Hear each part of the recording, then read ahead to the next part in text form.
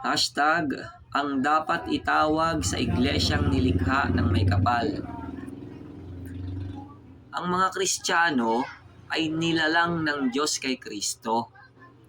Ang Diyos ang nagtayo ng bahay. Itinayo sila ng Diyos kay Kristo. Ang Diyos ang gumawa sa iglesia. Anong itatawag mo? Iglesia ni Kristo raw, sabi ng mga iglesyang peke, kagaya ng Katoliko. Hindi marunong ng logic. Hindi naman masyadong mahirap alamin at hanapin ang tunay na iglesia kung bukas lang ang isip mo. Maliban na lang kung Katoliko sarado utak mo, na ayaw mo nang makakita at makarinig at mapagaling. Or na brainwashed ka na ng mga manggagawa at ministro ni Satanas, na feeling alam na alam ang banal na kasulatan, pero pangalan pa lang ng iglesia sa Biblia ay hindi nila maituro ng tama.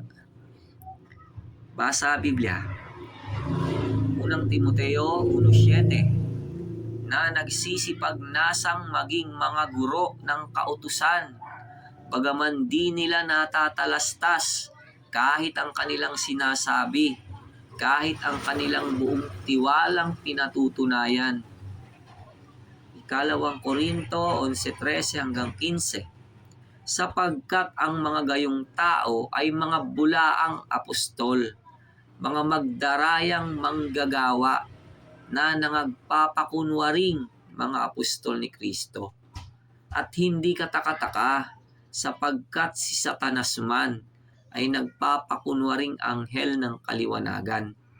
Hindi malaking bagay nga na ang kanyang mga ministro naman ay magpakunwari na waring ministro ng katwiran, na ang kanilang wakas ay masasang-ayon sa kanilang mga gawa. Mateo 13:15, sapagkat kumapal ang puso ng bayang ito at mahirap na mga karinig ang kanilang mga tainga, at kanilang ipinikit ang kanilang mga mata.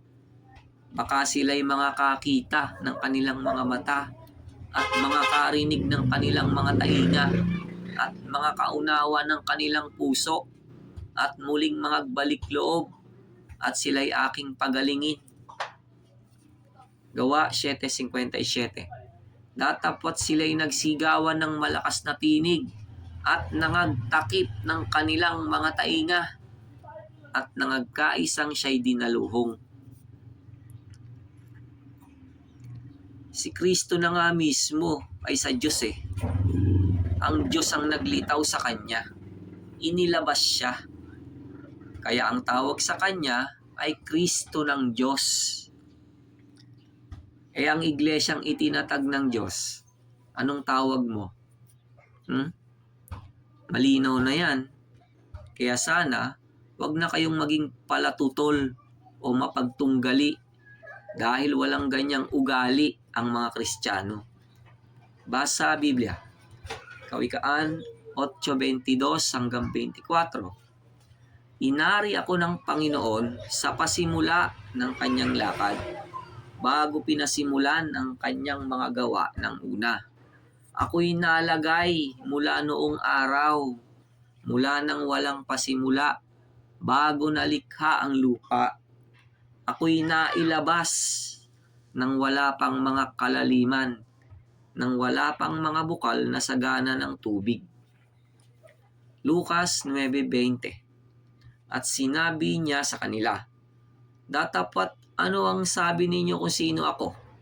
At pagsagot ni Pedro ay nagsabi, ang Kristo ng Diyos.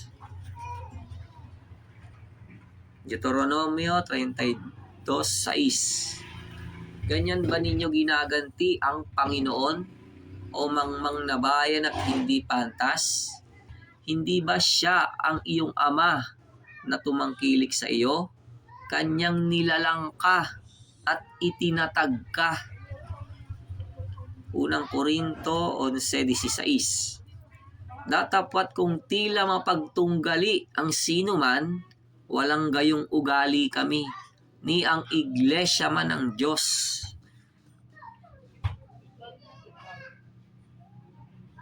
Hebreo 3:4.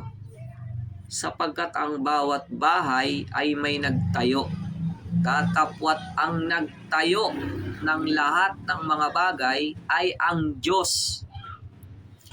Efeso 2:22. Sapagkat tayo'y kanyang gawa na nilalang kay Kristo Jesus para sa mabubuting gawa na mga inihanda ng Diyos ng una upang siya nating lakaran. Nasa kanya'y itinayo naman kayo upang maging tahanan ng Diyos sa Espiritu. Unang Timoteo 3:15. Ngunit kung ako'y magluwat ng mahabang panahon, ay upang maalaman mo kung paano ang dapat sa mga tao na ugaliin nila sa bahay ng Diyos na siyang iglesia ng Diyos na buhay at haligi at saligan ng katotohanan. Unang Korinto 12:28. At ang Diyos ay naglagay ng ilan sa iglesia, una-unay mga apostol, ikalaway mga propeta, ikatlo'y mga guro, saka mga himala, saka mga kaloob na pagpapagaling, mga pagtulong, mga pamamahala, at iba't ibang mga wika.